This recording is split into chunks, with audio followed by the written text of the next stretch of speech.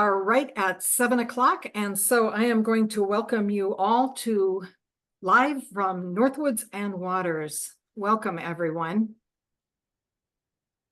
Today, our program is called All About Sandhill Cranes, and we have with us Thomas Wayne King, who is our author and moderator, Lauren Thomas, who is our Crex Meadows naturalist.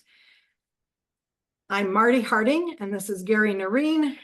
We're authors and photographers, and Luann Werner is our technician for today.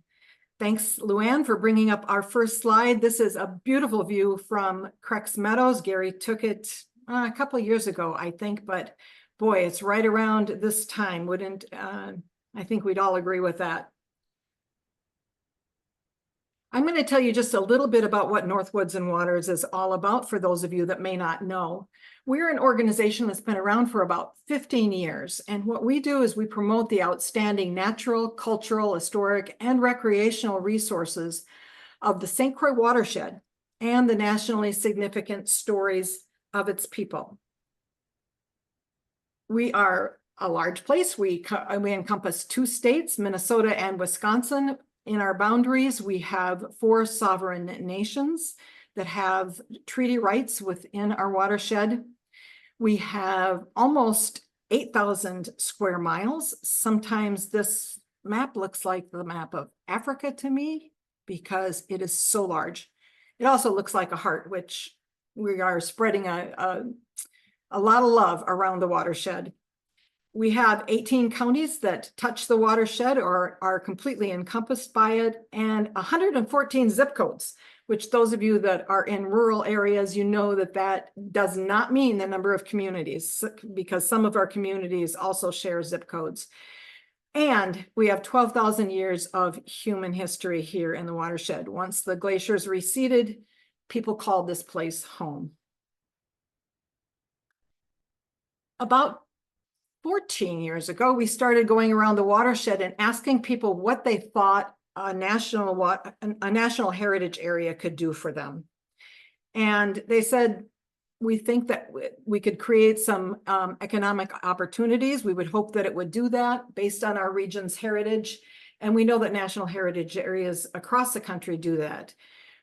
We also said we wanted to connect the region to help preserve and enhance the resources that we have here, and to increase awareness and understanding of our heritage, culture, and the natural resources for both the people who live here and for visitors.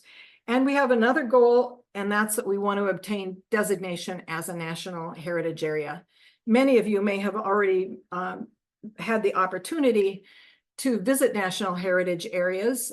We have one, if you've driven south from here, you've gone through Iowa's Silos and Smokestacks National Heritage Area. Gary and I have done that and visited some of the resources that are there. But there are 62 of them, and they are all across the country. Each one of them tells a significant story, significant part of our American history. You can move on to the map, Luann, that shows where all of them are. Looking for Lincoln is another one. Obviously, it tells the story of Abraham Lincoln, primarily before he was in the White House. So his early days of living and becoming was he a senator or senator in Illinois. So as you'll see from the map, though, there are none in Minnesota and Wisconsin. And let's see the next slide, because that's where we plant our flag saying we want to put national in our name. Tonight, we're going to learn about a very significant and lovely part of the watershed near Grantsburg, Wisconsin, is Crex Meadows. Hopefully, you've visited it before. If you haven't, there is a jewel right here in the heart of the watershed that you're going to have to put on your list for your next outing. Gary and I have visited there for years and years. Ever since we moved up to this area, we learned about Crex Meadows, and we find solace and peace and the most wildlife, I think, probably certainly anywhere near us. And so we are Rule number 2, turn off your cell phone. I don't know what rule number 1 is. Thank you, Gary. So today we're going to travel virtually. That threw me just a little bit. Today we're going to travel virtually to Crex Meadows and hear about Sandhill Cranes and their majestic migration.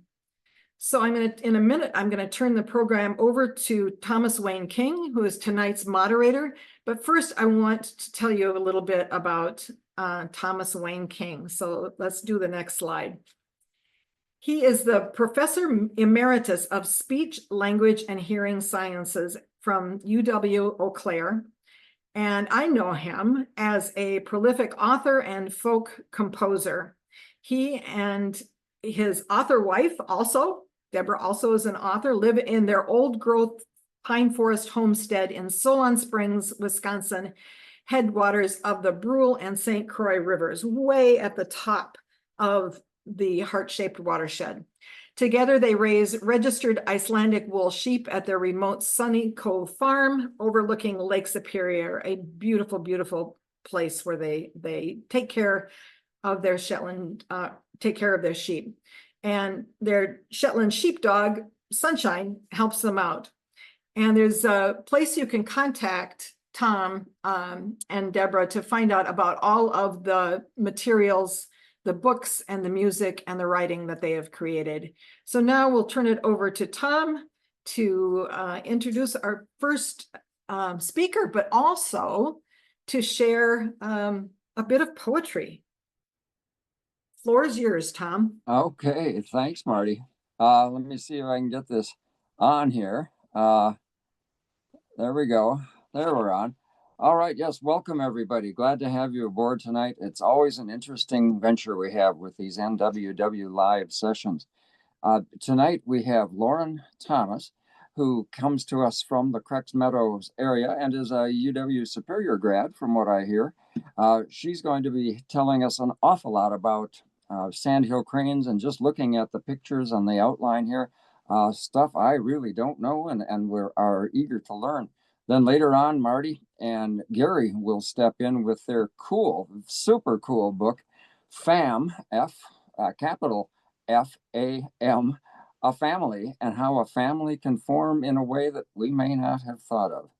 So let me start. Marty asked if I'd write a couple poems for tonight. So here's one just to get us going, and then I will introduce Lauren in a more formal way. So get ready, Lauren. This is true. This is where we live, folks. Sandhill morning. Partners for life, these long-necked prehistoric water birds. 3 toes forward, 1 toe back. Agile on stick-strong legs.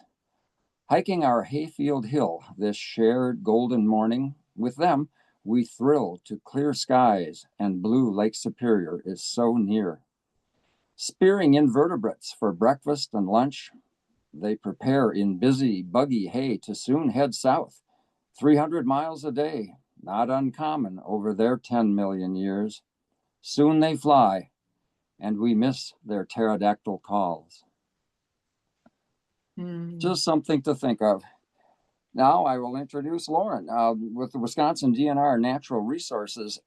She is an educator. Lauren Thomas will discuss what a year in the life of a sandhill crane looks like in Wisconsin, with detailed information on the life history of this charismatic species.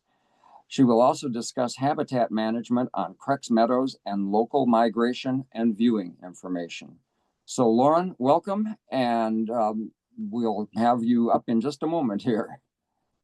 Thank you for coming. Thank you. And I will I will share my screen here. Hopefully everybody can see that just fine. All right, I'm getting the nod. So thank you so much for coming to listen tonight. Like he said, my name is Lauren Thomas.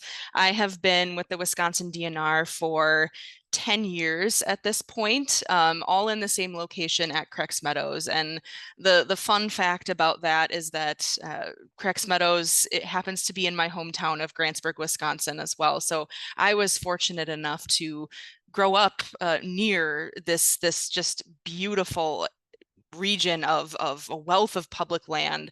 And so it's really truly one of my passions to share this information with people who are interested in it, and share my passion with others for the area. So it's just a little bit of background on me. But tonight, what I want to talk to you about kind of one of the highlights that is available for viewing at Crex Meadows every single year, and that is the Sandhill Cranes and their fall migration. And so I've got a lot of information to share with you tonight, but if there are questions or anything like that at the end, because there's so much to learn about Sandhill Cranes, really. So if I miss something, or if there's something that you'd like clarified, please let me know. I'm happy to take questions as well. So let me get going here. So first, I know we've already been given by Marty a really nice introduction to Crex Meadows State Wildlife Area, but what I'd like to do is kind of give you a little bit of an overview of what we've got going on in our county, and sort of we'll see throughout my talk tonight why Sandhill Cranes target this area for a migration stopover. So I'm hoping that you will be able to see that as we go through here. So again, Crex Meadows State Wildlife Area is a property that is managed by the Wisconsin Department of Natural Resources and staff who are our DNR staff or state staff. We are a 30,000 acre wildlife area, so we're really, really large. But not only do we have Crex Meadows, which is that 30,000 acres, our same staff of about 10 to 12 people also manage 2 additional wildlife areas totaling about 50,000 acres. So we have another one that's called Fish Lake Wildlife Area that's just a little bit to the south of Crex Meadows, still in Burnett County. And then we have one that's over just a little ways to the east called Amsterdam Sloughs Wildlife Area, which is just a few thousand acres, but just altogether provide a wealth of habitat for wildlife, and that is really our goal on these properties, is to manage specifically for wildlife. And so what we do as habitat managers is we do interact with the wildlife a bit, but that's really a small portion of our job as a wildlife or a habitat manager. We're focusing primarily on creating and restoring and maintaining really wonderful habitat for different target wildlife species, but particularly those that rely on wetland areas of a variety of types, and then also upland areas, or you may have heard of these called as barrens areas, which is a globally rare ecosystem that is certainly in need of restoration and protection and management. So those are our goals specifically on Crex Meadows and the other 2 wildlife areas in Burnett County.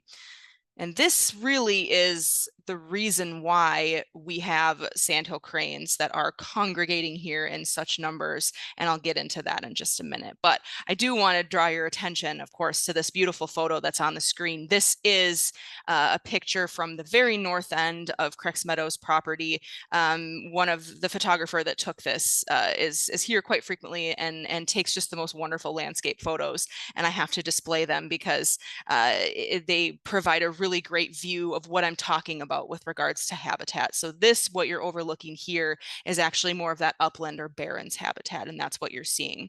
And I will also, of course, associated with the cranes, be showing you some photos that involve some of our wetland areas as well. So keep that in mind as we go through. So the Sandhill crane. This is such a charismatic species on our property, and one of the reasons why people come back year after year after year and day after day in the same year to come and watch these birds. They truly are magnificent, and we are lucky that we have a local abundance of them for us to view and to manage.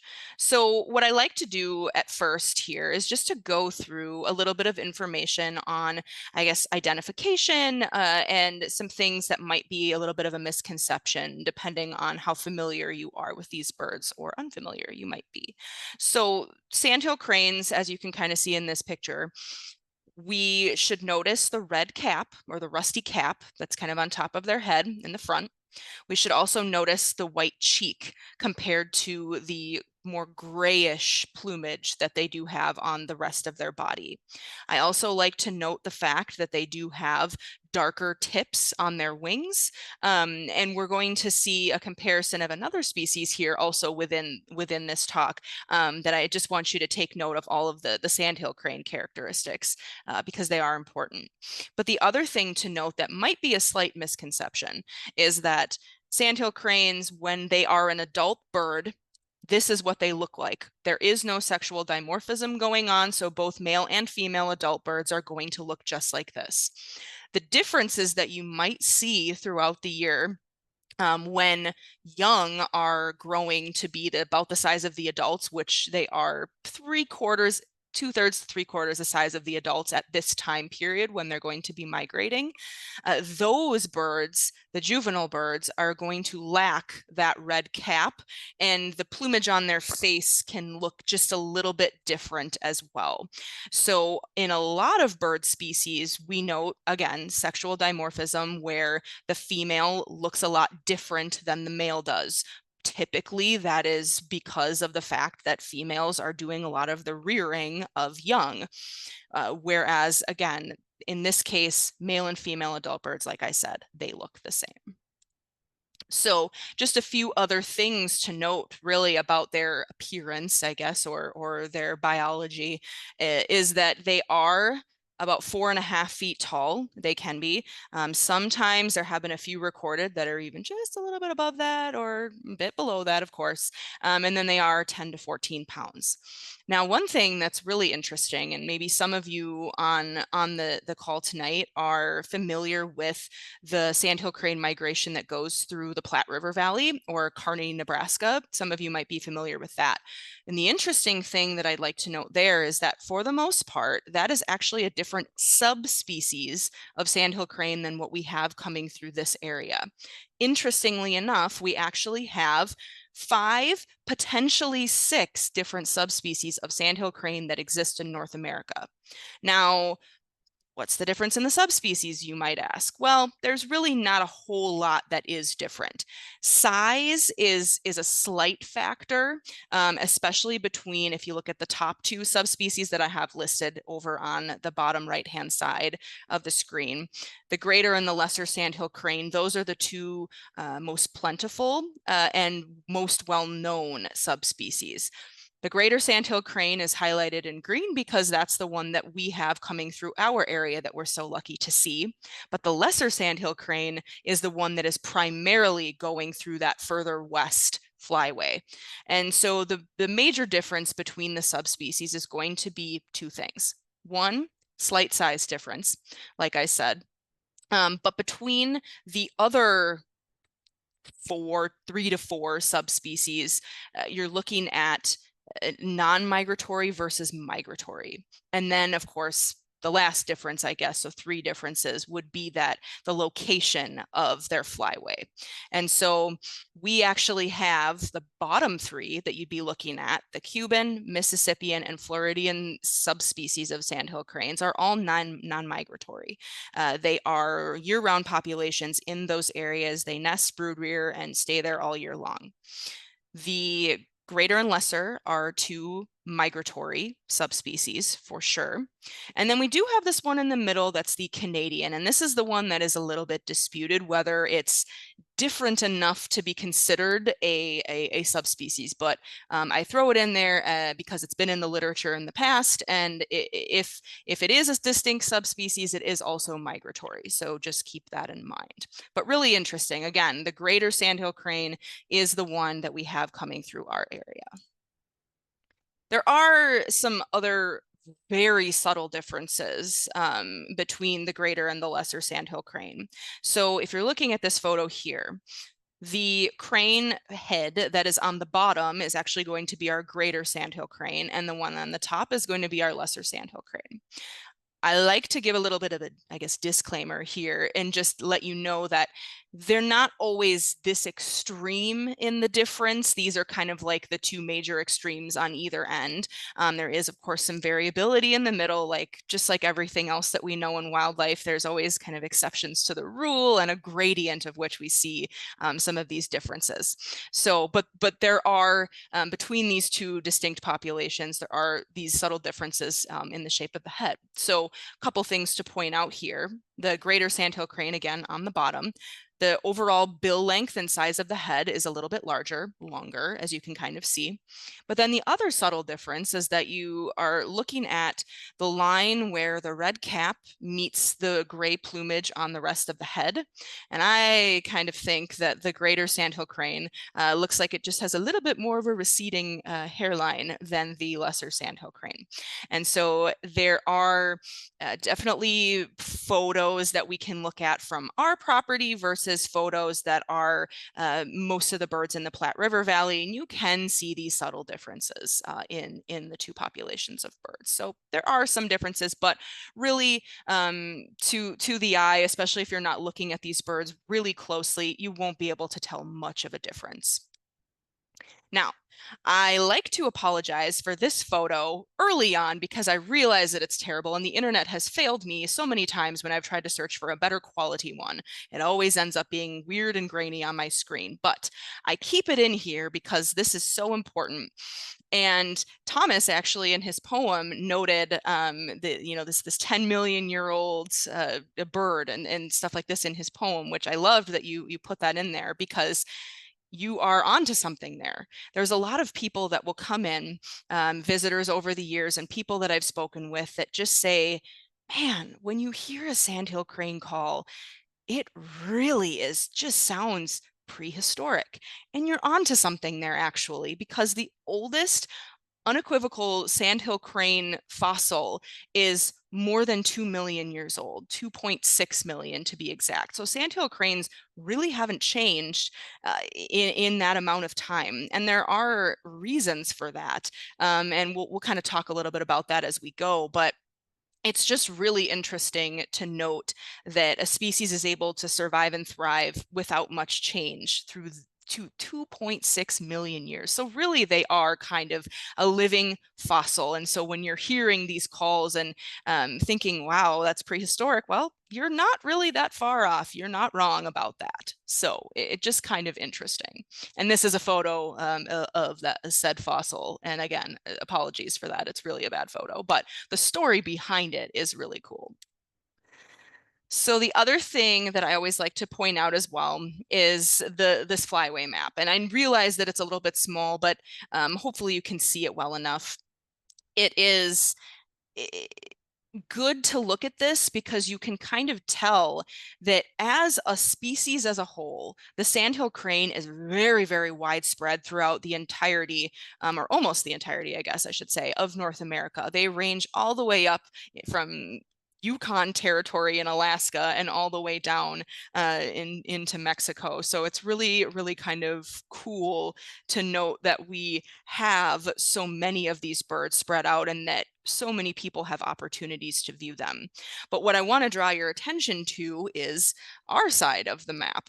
And you can see that the flyway that our cranes are taking from Wisconsin and Minnesota area, their ultimate destination and wintering areas are going to be in Florida. And what they'll be looking for there is going to be very, very similar habitat. And we're going to go through that in just a minute, but very, very similar habitat to what we would see here. So they're not going to go be hanging out on the coast or anything like that. They're going to be in inland lakes and wetland areas in Florida. And as you can kind of see, there's not just one place that you can see sandhill cranes in the wintertime. It's a pretty large area that covers the central part of Florida. And so kind of cool.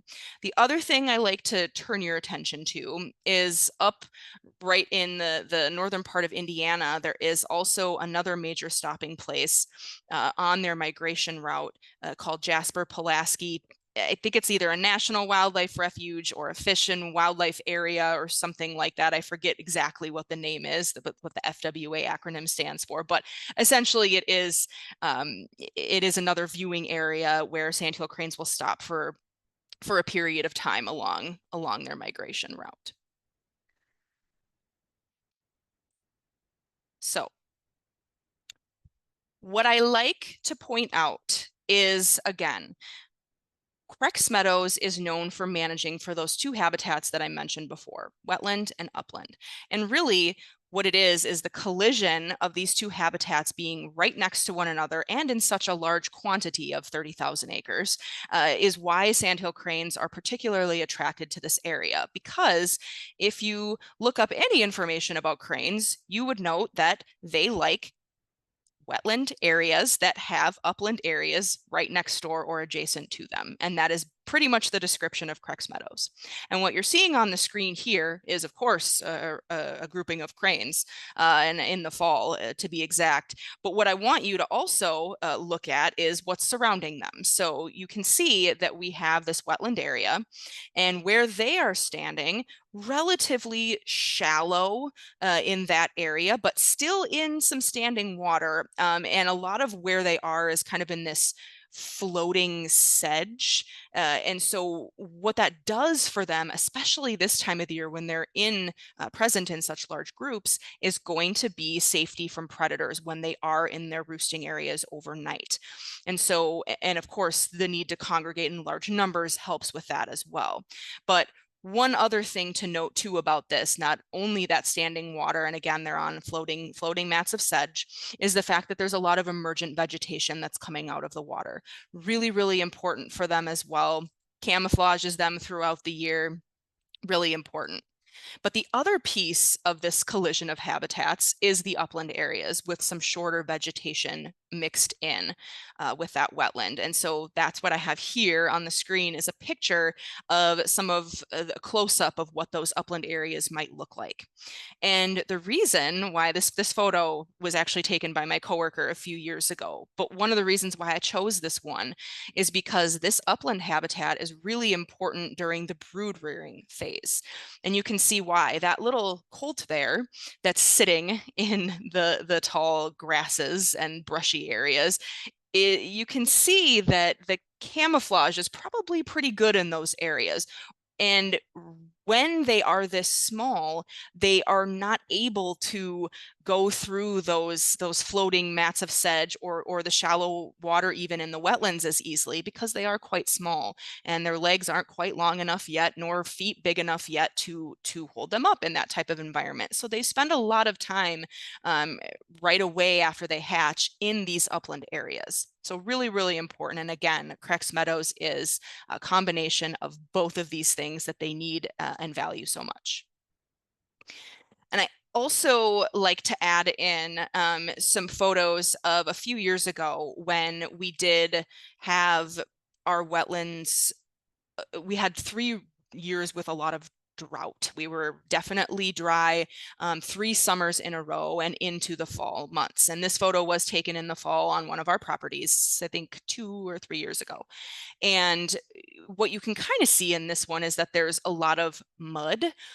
And that is something that they love to hang out in during the day, even to feed out of those mud flats there. They're picking all kinds of invertebrates out of areas like this. So even though it might not be ideal for roosting exactly where this photo was taken, they can utilize it for a different purpose. The other reason that I like to put this photo in is because of the fact that there is, hopefully you've kind of seen it, there's a whooping crane in this photo, kind of right just off center in the back group of cranes. And I like to note this because we do occasionally get a whooping crane through during the fall migration period that hangs out with groups of sandhill cranes, which is sort of fun. But the other reason that I like to put photos of the comparison between the two species is because take a look at some of the cranes that are sort of in the foreground and how light gray and almost silvery gray and almost dare I say in the sunlight maybe would look a little bit white. And there's a lot of people that will, view cranes at this time of the year that think, oh my goodness, I saw a really like silvery light one. Am I looking at a whooping crane? Well, what I like to point out here is you can see the lightness in some of these birds, but look at how different and contrast that whooping crane is compared to the sandhills in the photo. So I like to do that. And then just another photo to kind of demonstrate that to you and the sheer difference between those birds. And now we can take a close-up also to take some other identification tips for you between the sandhill and the whooping crane. So drawing your attention to the area that is right to the backside of the beak on the whooping crane. Note that on that bird, there is kind of a black, almost crescent shape that comes to a point on the cheek of that whooping crane. The sandhill crane is never going to have that black area on their face. They're only going to have that white cheek. Now, of course, both of them do have the red cap, but look for that black. Of course, again, the size difference between the whooping crane and the sandhill is, you can even see it in here. It's significant enough that you can tell the difference by at least a few inches, if not more than that. And so that is definitely a factor that you might notice. And to the point too, that there are most of the sandhill cranes that will, or sorry, excuse me, whooping cranes that will show up in our area will have the presence of leg bands on them. Those are put in place by the International Crane Foundation. Each bird kind of has a different configuration of bands on the leg, so they can be identified down to the individual bird, which is really important for data collection on a population of birds that is not doing very well, or a species really, I should say, that's not doing very well. And so again, we do see these very occasionally, and it's just kind of an extra treat that goes along with viewing the sandhill cranes in the fall. So now what I'd like to do is start going through what their year looks like in our area and what to expect and when to expect it. So sandhill cranes, starting typically sometime early to mid-March, they're going to start returning from their wintering grounds in Florida. They're going to come here, and oftentimes there will still be some snow on the ground, or even some ice even on the flowages at that point. Certainly there's going to be ice in our marshy areas, because those soils end up insulating ice and holding it for a lot longer, sometimes even through May. And so there will be some ice and snow left. But what's funny about this is that immediately upon arrival, they're going to start staking out their territories for breeding. They're going to potentially start pairing up if they have met the breeding age yet at this point, or with their already established mate, they're going to start their courtship behaviors right upon returning.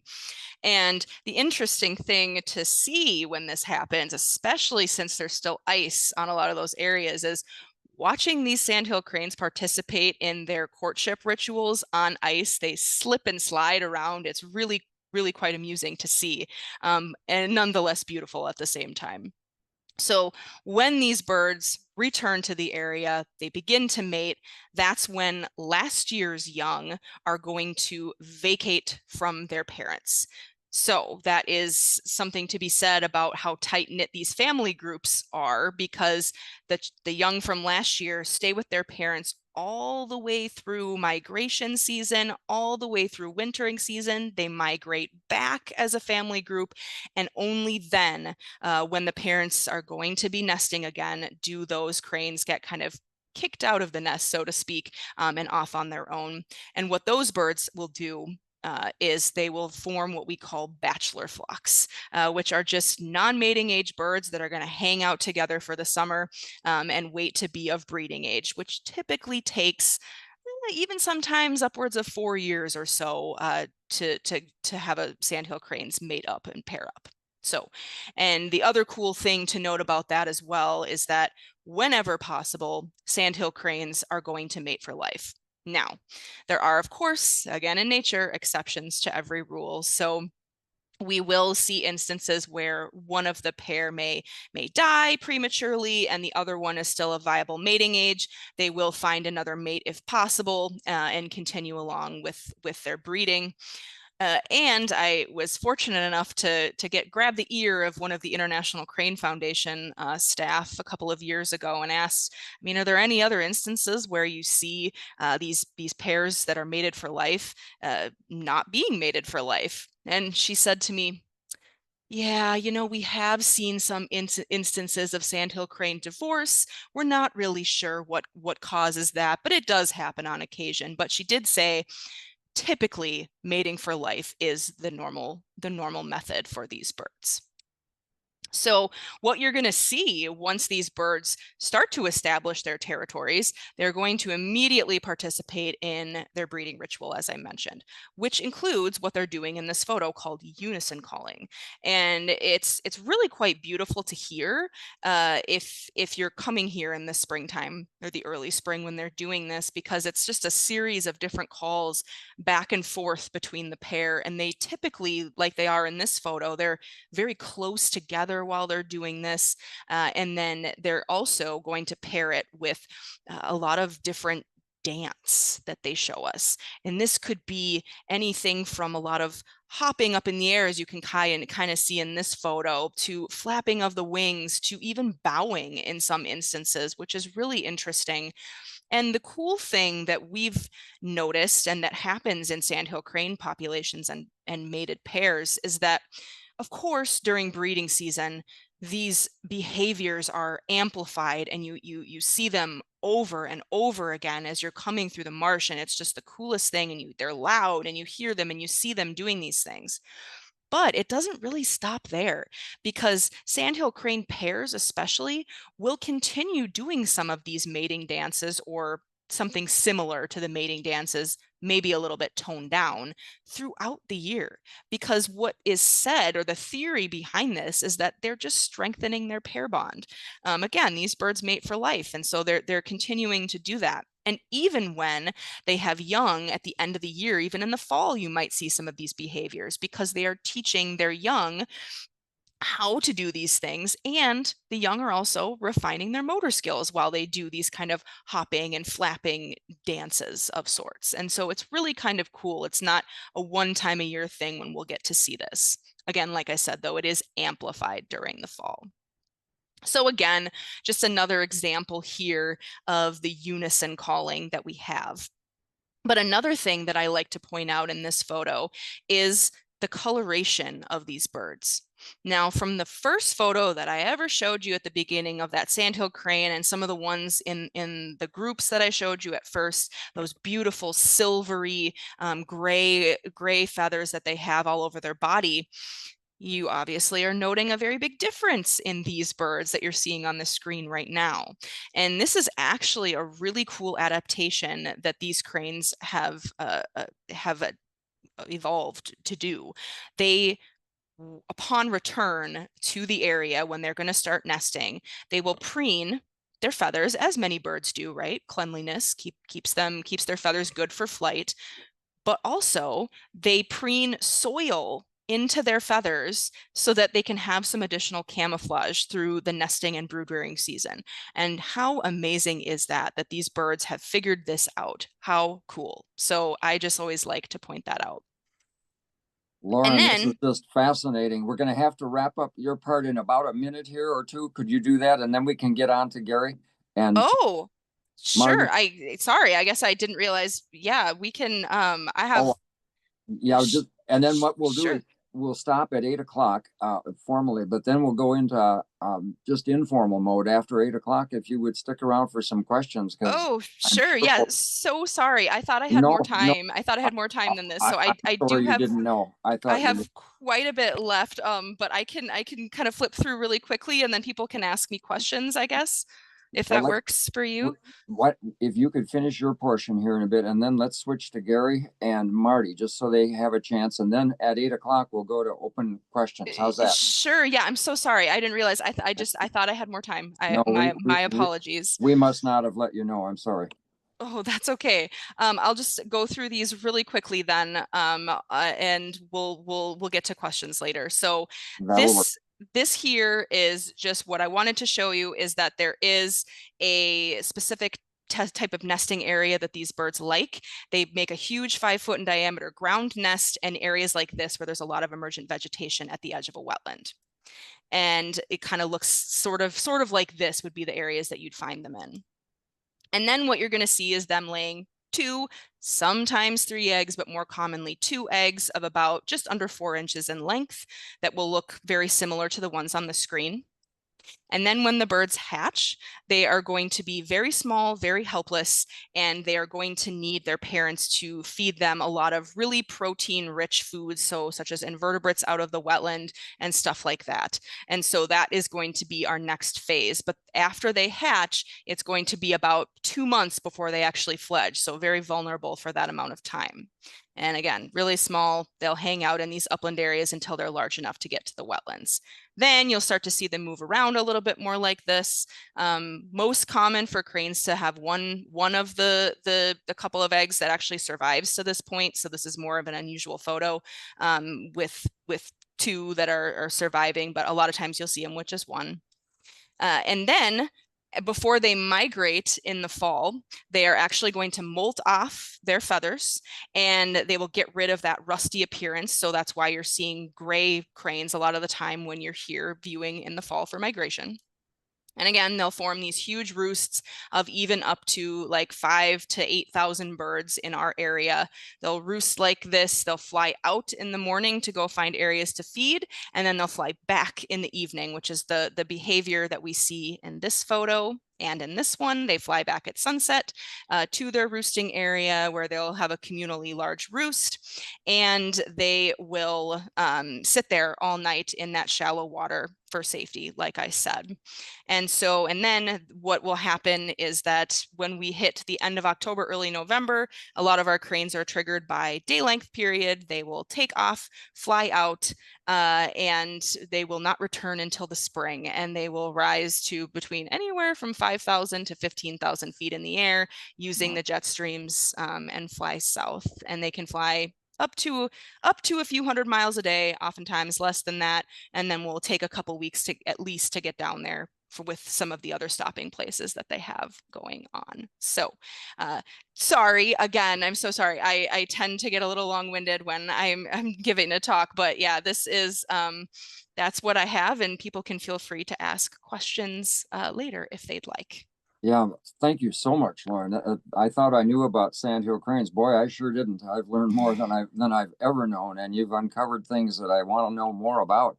Thank you so much, but don't go away. Stick around here. We've got to fit in Marty and Gary here in just a bit.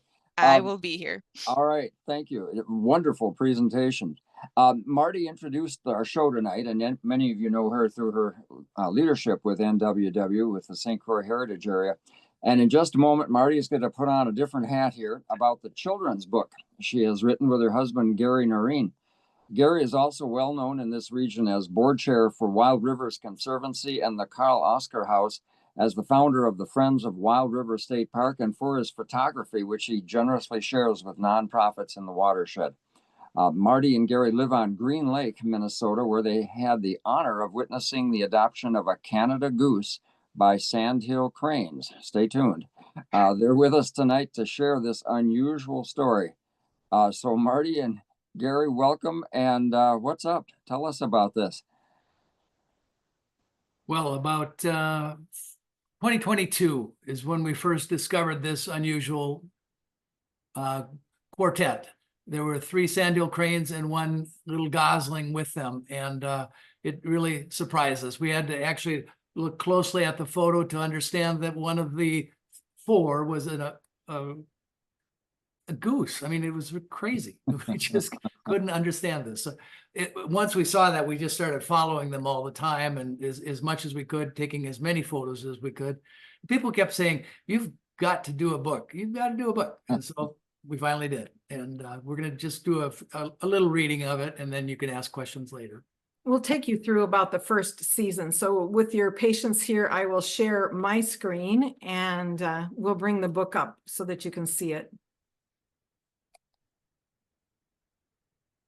Hopefully. Huh. Did you do it? Maybe. Can you see that? We'll get it Yep. in full. Yep. Oh, yay. There we go. So this is just maybe a block away from our house where we saw so much of the action. We were out biking one day, and lo and behold, here they were walking across the street. This is mother, son crane, and son goose. So if you go back to what Lauren said, you can look at the middle crane and you can see that it is not full grown yet. It's very clearly Sam's brother or Fam's brother, but we're getting ahead of ourselves. So we're going to read the story to you. This is when you open up the book, this is a 2-page spread. Lauren, you probably could identify exactly where this is. It's in Crex Meadows, and just one of the beautiful views in the huge area up there in the main area of Crex Meadows. So we wrote this book called Fam, the Remarkable Story of a Canada Goose Adopted by Sandhill Cranes. And we dedicated it to everyone who teaches us about love, inclusion, and the true meaning of family, whether by birth or through adoption. And I'm adopted. So you think about the odds of this, there's really been only five cases of this that we've been able to find in the recently recorded literature. One of them is going on right now in Madison, Wisconsin, and everybody's going, can they migrate? Can they migrate? And we raise our hands and say, yes, we truly believe they can. And so we're going to share the story with you. Gary's a photographer. I'm a writer. I was adopted, and these guys showed up in our backyard. That's all pretty amazing to me. So the first spring. Hello, my name is Fam. I was given my name because my family is the most important thing to me. Let me introduce you. The 2 tall Sandhill Cranes are Mom and Dad. I am so short you can barely see me, but long-legged Sam is watching us all. The 4 of us live on Green Lake, a big lake in Minnesota. Green Lake is the most beautiful and interesting place in the world. Mom, Dad, Sam, and I don't look like each other, do we? Birds look like me are called Canada geese. Baby geese like me are called goslings. So you can see Sam is a colt down there, and over on the other side, the gosling is me. Birds that look like Mom, Dad, and Sam are called Sandhill Cranes. Baby cranes like Sam are called colts. Mom and Dad say that no matter how we look or what we are called, we are still family. Don't you wonder how our family came to be? I'll tell you. This spring, the Canada geese and Sandhill Cranes on Green Lake argued over where to build their nests. They made so much noise. During all the noisy arguing, a Canada goose laid an egg with me inside it in a nest. But when the fighting became too dangerous, she had to leave. Sandhill Cranes took over the nest that held my egg, and Mom soon laid an egg next to the one that held me. For over a month, she and Dad carefully tended the nest. My brother Sam hatched first. Dad and Mom took turns watching over baby Sam and me and my egg. I could hear Mom and Dad purring every time they turned my egg in the nest. I chirped back at them. Soon I figured out how to tap a hole, pip, pip, pip, in the shell. And then I hatched, and we became a family of 4. When Sam and I were babies, Mom and Dad kept us close and spent most of their time feeding us. We ate lots of bugs, and we grew quickly. Soon, Mom and Dad had to teach us to feed ourselves. Canada geese and Sandhill Cranes don't always eat the same things, as you would imagine. Canada geese usually eat plants and grain. We rarely eat small animals or birds like Sandhill Cranes do. At first, I thought the grubs and worms Mom and Dad fed me were gross, though I learned to love them. But my short, flat beak made digging for grubs on my own impossible. Luckily, we found other things to eat, like seeds and grasses. We especially love the corn in nearby farm fields. Yum. That's Fam eating whatever he's been fed. Yeah. Yeah. By summer, Sam and I were good at feeding ourselves, so Mom and Dad started teaching us everything else we needed to know. They taught us how to fly. We looked funny at first, but Mom and Dad were patient, and eventually we got the hang of it. We flew so high that we could see all of Green Lake shimmering below us. Dad taught us how to paint our feathers, just like what Lauren was talking about, so they gleam like copper. This helps us blend in with our surroundings so we are protected from predators like foxes, raccoons, hawks, and eagles. Mom and Dad also taught us how to avoid the dangers that come from humans, like boats, fences, and especially roads. Look both ways. Sometimes learning all these things, how to find food, how to fly, and how to stay safe, felt like more than I could do. When I was afraid, I hid behind Mom's legs. When I was tired, I rested with Sam in the hayfields. And once we were rested, we would play. Sam was such a show-off. We were the best of friends. And no matter what we were doing, our parents watched over us. The first fall. When fall came and the days grew shorter, Mom, Dad, Sam, and I spent much of our time flying. Sometimes I complained, Mom, it's hard to fly as fast as you. Your wings are so much bigger than mine. Yeah, agreed Sam, even though Sam's wings were bigger than mine too. You must be very strong for what lies ahead, said Mom. What lies ahead, I asked. You will know soon enough, said Dad. Together as a family, we flew and flew close to the water and high above the trees, covering more and more miles each day. Sam and I learned to keep up with our parents, and they encouraged us with their beautiful Sandhill Crane calls. Their calls gave me all the strength I needed. It was a glorious time. By late fall, the air was cold and snow began falling. The down under our feathers grew thick and cozy and kept us warm. Dad told Sam and me, "You are both strong and healthy. Soon we will join the Great Migration." "What's the Great Migration?" Sam asked. "It's when we meet with many other Sandhill Crane families and fly far away to a warmer place where we can find food," said Mom. "What about me?" I asked. "You have learned all the ways of the crane," said Mom, "and we are family." "We will all migrate together," said Dad. One chilly day, Dad stood at attention and Mom stood right behind him. Sam and I did the same. We stretched our necks, stood tall, and tensed our muscles. Then we ran together, spread our wings, and lifted off as one family. We joined other Sandhill Crane families to make the journey. I couldn't believe how far we flew. We followed rivers and flew through valleys. When we were tired and hungry, we stopped along the way in wetlands and farm fields to eat and rest. It took a long time to get to our wintering grounds, and we were so happy when we finally arrived. So that's the end of the first season. So all the people on Green Lake were holding their breath. What is going to happen? Including us. Yeah, including us. We were crazy. Just not knowing what would happen, because the other incidents of the 5, the cranes, well, there's one still alive and hopefully will fly away and come back, but the other 3 have not. This is where we usually stop and ask the kids that we're reading to, what do you think is going to happen here? And they're pretty full of anticipation about this and hoping that fam does come back. So we're going to do a little spoiler here and go on to, this is the last we're going to share with you, but we do want to show you the next page.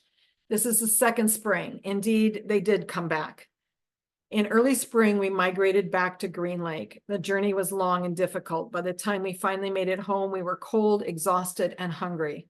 But Green Lake was not green. This is what Lauren also told us, right? Sometimes it's not springtime when they come back. It was white and frozen solid, and the winds were bitterly cold. It was hard to find food and water. Even so, Dad danced the same graceful mating dance for Mom that Sandhill Cranes have performed forever. And there's the poses that Lauren told us about, where they're dancing and bowing and flapping, and it's just an absolutely beautiful thing. And if you go to Crex Meadows, it is not unusual for you to see this. So we certainly endorse going there.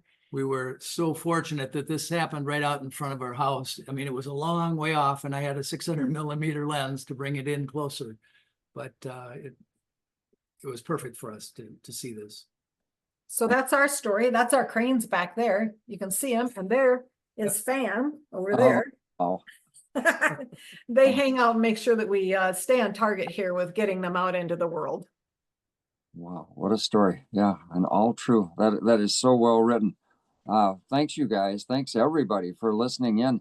We're going to wrap up in just a few minutes here, and then we'll open it up just for general questions. So everyone on board here, stay with us if you want to.